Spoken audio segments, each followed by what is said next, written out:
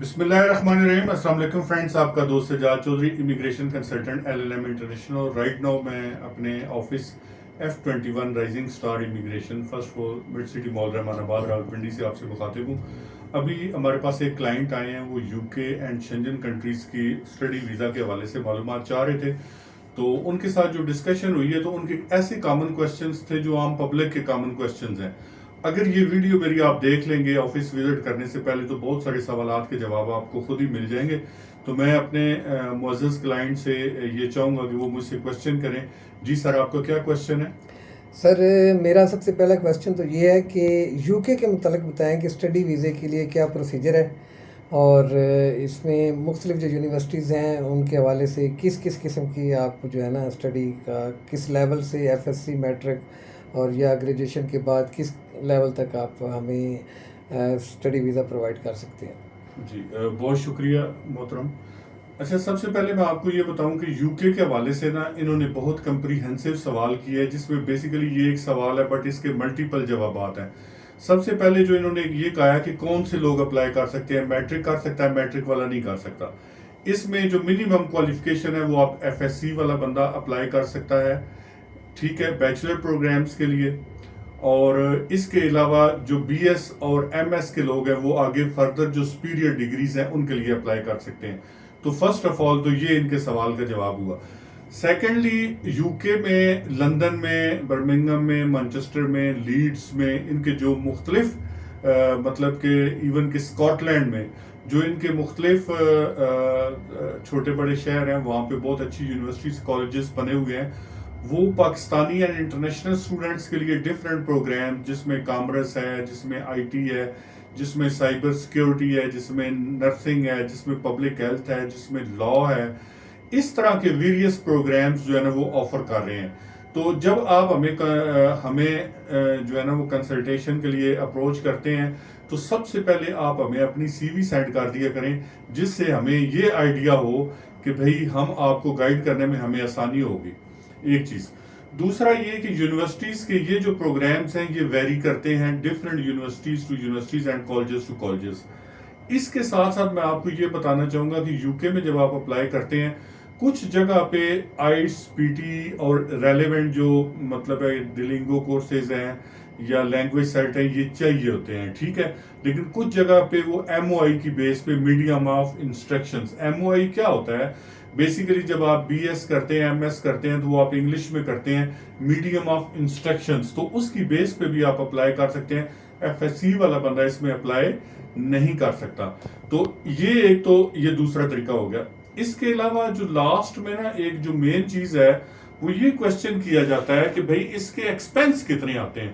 تو میں آپ کو یہ بتانا چاہوں گا کہ UK میں جب آپ اپلائی کرتے ہیں کسی بھی پروگرامز کے لیے, اراؤنڈ جو آپ کا اینول ایکسپینس ہے وہ 10,000 جو ان کا پاؤنڈ ہے اس سے لے کے 15,000 پاؤنڈ تک ان کی فیسز ہوتی ہیں. یہ پروگرام ٹو پروگرام ویری کرتا ہے. لیکن اس میں ایک چیز بتاؤں کہ جن لوگوں نے آئٹس PT اچھے نمبروں سے کیا ہوا ہے تو ان کو ڈیفینیٹلی 2 سے 3,000 پاؤنڈ ڈسکاؤنٹ یونیورسٹیز دیتی ہیں.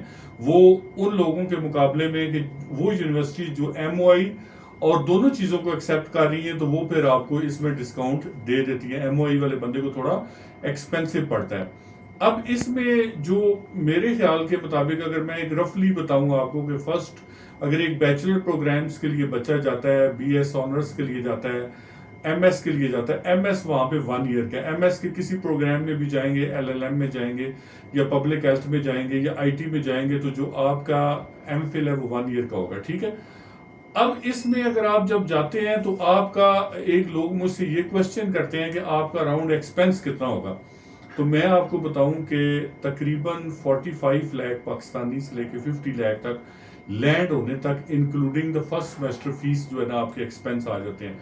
تو UK جو ہے نا وہ کمپیریٹیولی شنجن کنٹریز کے مقابلے میں تھوڑا ایکسپینسو ہے.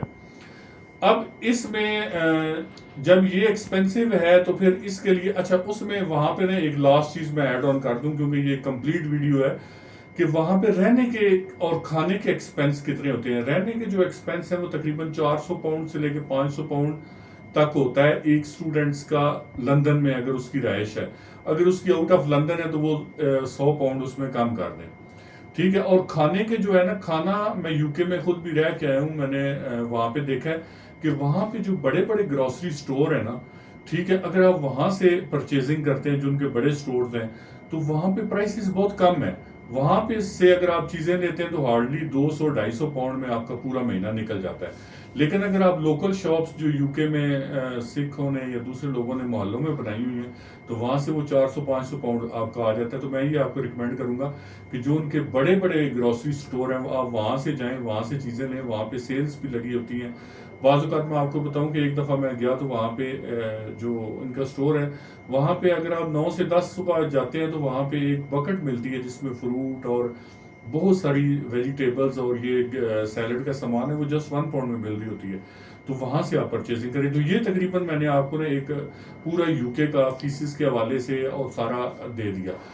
اب جو سر کا سیکنڈ سوال تھا وہ یہ تھا کہ یورپین کنٹریز کے حوالے سے آپ تھوڑا سا ہمیں بتائیں.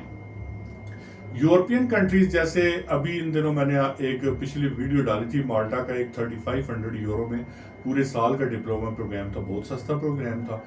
یو کے کا شنجن کنٹریز کا اوور آل میں آپ کو بتا دوں کہ یو کے مقابلے میں تقریباً ہاف سے تھوڑا سا زیادہ ایکسپینس آتا ہے.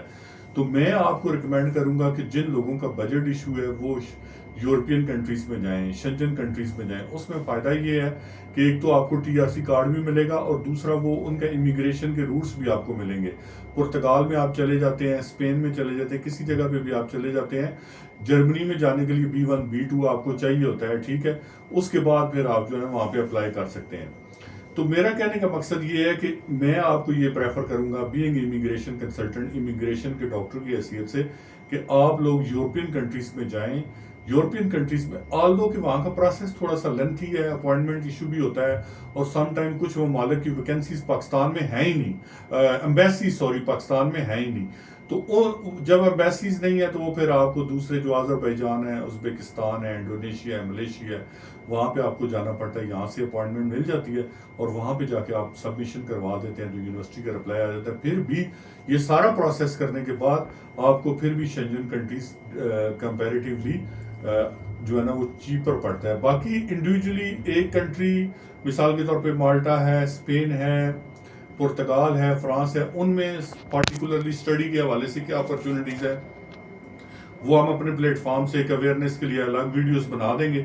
تو سر کوئی اور آپ کا کوشچن ہے؟ سر میرا ایک اور کویشچن ہے کہ کچھ کنٹریز جو ہیں نا وہ اسکالرشپ دیتی ہیں, بڑی بڑی کنٹریز ہیں جو مطلب جیسے اٹلی ہے, اس طرح کی ہیں. اچھا, جو مین بڑی کنٹری اسکالرشپ دیتی ہیں ان کا میں نے سنا ہے کہ آج کل کو تھوڑا سا جو اپوائنٹمنٹ سسٹم بہت انہوں نے بہتر کیا ہے, تو پہلے ان کا نہیں تھا. میں یہ پوچھنا چاہ رہا تھا کہ جو کنٹری اسکالرشپ دیتی ہیں, آیا کہ ان کا اس میں اپوائنٹمنٹ میں کوئی پریشانی تو نہیں ہوتی, کوئی اس طرح کا کوئی تو مسئلہ نہیں ہے؟ اچھا, اب پچھلے سال ہم نے اٹلی کے کافی سارے اسٹوڈنٹس کا کیس اپلائی کیا تھا, جن میں سے ہاف کے قریب فلائی کر گئے تھے, اور ہاف کے قریب اپوائنٹمنٹ کی وجہ سے نا ان کو ایشو فیس ہوا تھا. اب میں آپ کو بتاتا ہوں بیسیکلی ہوتا کیا ہے. جو پرانا سسٹم تھا اس میں اگر آپ بہت ویل ان ٹائم اپلائی کرتے ہیں اور آپ کے پاس انف ٹائم ہوتا ہے تو آپ کو اپوائنٹمنٹ سبمیشن کے لیے مل جاتی ہے, ٹھیک ہے. لیکن اگر آپ بالکل تھوڑا سا ٹائم رہ گیا ہے تو پھر آپ اپلائی کرتے ہیں تو پھر اپوائنٹمنٹ کا ایشو ہوتا ہے. اس ٹائم جو اسکالرشپ ہے نا وہ ڈفرینٹ کنٹریز دے رہی ہیں, لیکن موسٹلی جو زیادہ تر لوگ ہیں نا پاکستان میں ٹرینڈ ہے کہ وہ اٹلی اسکالرشپ دے رہے ہیں, واقعی دے رہے ہیں. ان کی یونیورسٹیز دے رہی ہیں پاکستانی اسٹوڈنٹس کو, جو ہے نا وہ آفر کر رہی ہیں, وہ بالکل ان کو ایڈمیشن بھی دیتی ہیں.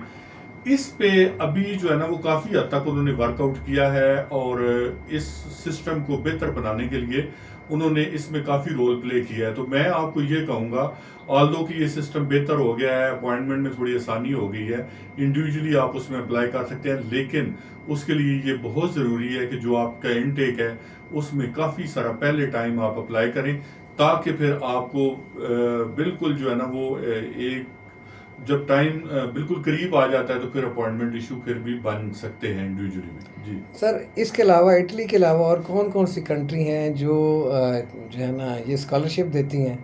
کوئی بھی کنٹری, چاہے وہ یورپ کی ہے اور چاہے دوسری, اگر آپ اس پہ کام کر رہے ہیں تو. اچھا, جو یو کے کی یونیورسٹیز ہیں نا وہ آپ کو فلی فنڈڈ اسکالرشپ نہیں دیتی, وہ آپ کو 20%, 30% اور کچھ 50% تک اسکالرشپ میں آپ کو وہ مطلب ہے اس میں پھر ڈپینڈ کرتا ہے کہ آپ کی CGPA اچھی ہے اور آپ کا جو ہے نا اسپیشلی آئٹس PTA میں بہت اچھا لیول ہے، تو پھر وہ آپ کو وہ اس میں اسکالرشپ کی مد میں بینیفٹ دیتی ہیں۔ اس کے علاوہ جو جرمنی کی یونیورسٹیز ہیں، USA وغیرہ کی یونیورسٹیز ہیں، فرانس ہیں، یہ آپ کو فلی فنڈڈ اسکالرشپ آفر کرتی ہیں، لیکن موسٹلی PhD اور MPhil پروگرامس کے لیے کرتی ہیں۔ ان پہ میں انشاءاللہ ایک الگ الگ جو اسکالرشپ جو کنٹریز دے رہی ہیں، کیونکہ یہ ٹاپک ایک بالکل شارٹ ٹاپک نہیں ہے، یہ ایک بڑا ٹاپک ہے۔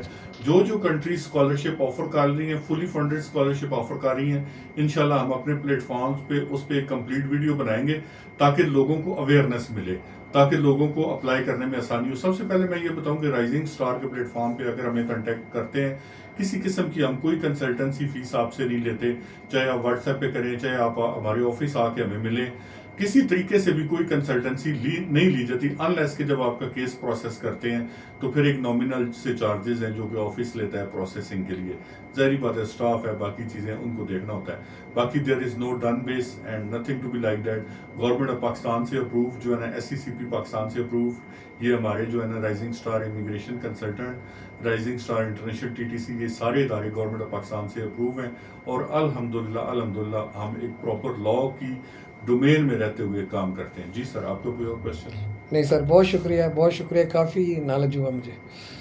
چلیں فرینڈز، تھینک یو ویری مچ۔ اگر آپ کو مزید معلومات چاہیے ہو تو ہمارا نمبر ہے 0333117555، اس پہ واٹس ایپ کر سکتے ہیں، پرسنلی میں خود بھی رپلائی کرتا ہوں۔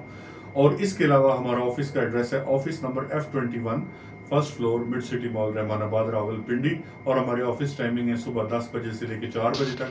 ان کیس کبھی آپ ہمارے آفس آتے ہیں اور ہمارا آفس کلوز ملتا ہے، بعض اگر اسٹاف دوسری آفس میں ٹریننگ میں بزی ہوتا ہے، تو پھر آپ اس نمبر پہ کال کریں گے تو آپ کو انٹرٹین کیا جائے گا۔ Thank you very much for your time. اللہ حافظ، ٹیک کیئر۔